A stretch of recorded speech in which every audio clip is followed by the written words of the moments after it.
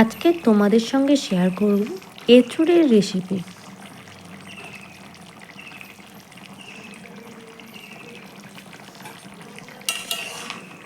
এরকমভাবে যদি রান্না করো তো মাংস ফেলে এঁচোড়কেই খাবে। তো এই রান্নাটি করতে কী কী প্রয়োজন দেখে নেওয়া যাক। আমি প্রথমে একটা এঁচোড় বাজার থেকে কিনে এনেছি, আর এঁচোড়টাকে আমি ফার্স্ট কেটে নেব।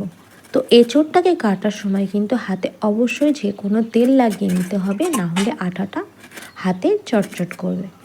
তো আমি এঁচোড়টা ভালো করে খোসা ছাড়িয়ে নিচ্ছি, আর এই খোসাটা কিন্তু ভালো করে ডিপভাবে ছাড়াতে হবে যাতে সবুজ অংশ লেগে না থাকে। আপনারা এই পদ্ধতিতে এঁচোড় রান্না করে দেখবেন, স্বাদ, গন্ধ আর কালার তিনটেই লোভনীয় হয়ে থাকবে। তো মাছ মাংসকে ফেলে এই এঁচোড়ের তরকারি দিয়েই আপনাদের সমস্ত ভাত খাওয়া হয়ে যাবে। তো দেখে নিয়ে যাক আজকের এই এঁচোড়ের রেসিপি। বন্ধুরা, একবার হলেও আপনারা এই রেসিপি বাড়িতে রান্না করে কিন্তু আমাকে কমেন্ট করে জানাতে ভুলবেন না। আমি যেই পদ্ধতিতে রান্না করেছি সেই পদ্ধতিতে একবার রান্না করে আপনারা দেখুন। আপনারা নিজেই বুঝতে পারবেন না যে হোটেল থেকে আনানো হয়েছে না নিজেরাই রান্না করেছেন। একবার কিন্তু অবশ্যই কমেন্ট করে জানাবেন। তো এঁচোড়গুলো আমাকে কিন্তু খুব সুন্দর করে কিউব করে করে কেটে নিয়েছি, আর এখানে নিয়ে নেব প্রেসার কুকার। প্রেসার কুকারের মধ্যে আমি এঁচোড়গুলোকে ঢেলে দেব, আর এঁচোড়গুলোকে আমি 2টো সিটি দিয়ে নেব, কারণ এঁচোড়গুলো একটু সিদ্ধ হলে রান্নাটা বেশ ভালোই হয় খেতে। তো এঁচোড়গুলো সিদ্ধ করার জন্য আমি এখানে প্রেসারের মধ্যে জল দিয়ে দিয়েছি, আর তাতে একটু সামান্য হলুদ গুঁড়ো, লঙ্কার গুঁড়ো আর নুন এখানে অ্যাড করে আমি প্রেসারের ঢাকাটা বন্ধ করে 2টো সিটি দিয়ে নেব। এখানে একটা মিক্সার জারের মধ্যে আমি আদা আর রসুনের পেস্টও করে নেব।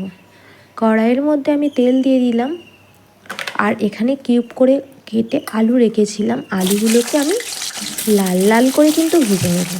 আর আলু ভাজার সময় একটু নুন হলুদ আপনারা অ্যাড করে নেবেন।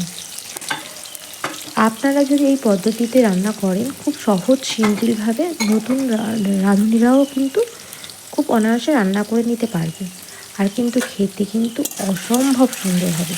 অবশ্যই অবশ্যই আমার রিকোয়েস্ট রইল আপনারা এইভাবে একবার এঁচোড় রান্না করে দেখুন। তো আলুগুলোকে কিন্তু আমি মোটামুটি লাল লাল করে ভেজে নিয়েছি, হালকা ব্রাউন কালার চলে এসছে আলুগুলো। আর আলু ভেজে নিলে কিন্তু তরকারির স্বাদটা একদমই পাল্টে যায়। আলু ভাজার পরে কিন্তু এঁচোড়গুলো প্রেসারে সিটি দিয়ে রেখেছিলাম, সেই এঁচোড়গুলোকেও কিন্তু আমি এখানে একটু ভেজে নিচ্ছি। হ্যাঁ, সিদ্ধ এঁচোড় একটু ভাজতে সমস্যা হবে, কড়াইয়ে লেগে থাকবে, কিন্তু কড়াইয়ের তেলটা ভালোভাবে গরম হলে কিন্তু আমি এঁচোড়গুলো ভেজে নেব। তাহলে দেখুন কড়াইয়ের মধ্যে তেমন কিন্তু লেগে থাকছে না। এরপরে আমি 200 গ্রাম মতো চিংড়ি নিয়েছি, আর চিংড়িগুলো ভালো করে খোসা ছাড়িয়ে নিয়েছিলাম। আর চিংড়ি কিন্তু ভালো করে ধুতে হবে, না হলে চিংড়ির মধ্যে বালি থাকে আর তার জন্য কিচকিচ করে।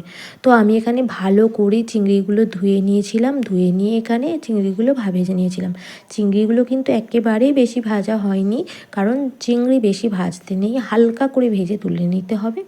চিংড়ি বেশিক্ষণ ধরে ভাজলে চিংড়িতে শক্ত হয়ে যায়।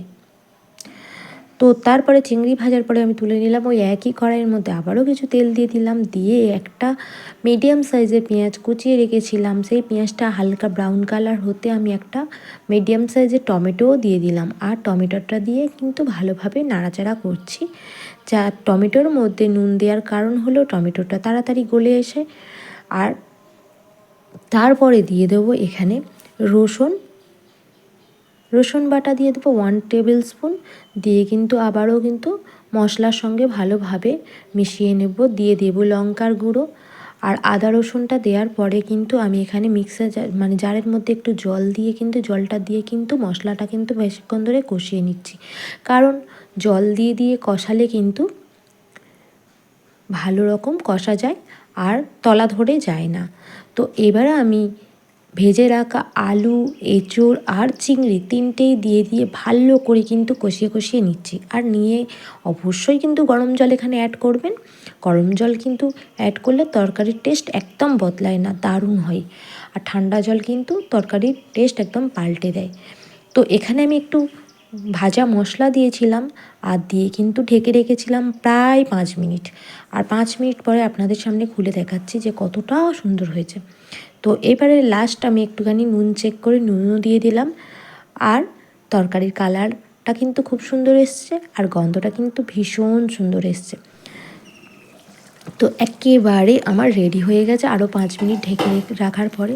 তো এই রেসিপিটি আপনাদের কেমন লাগলো অবশ্যই কমেন্ট করে জানাবেন। কে কোথা থেকে ভিডিও দেখছেন কমেন্ট করে জানাবেন।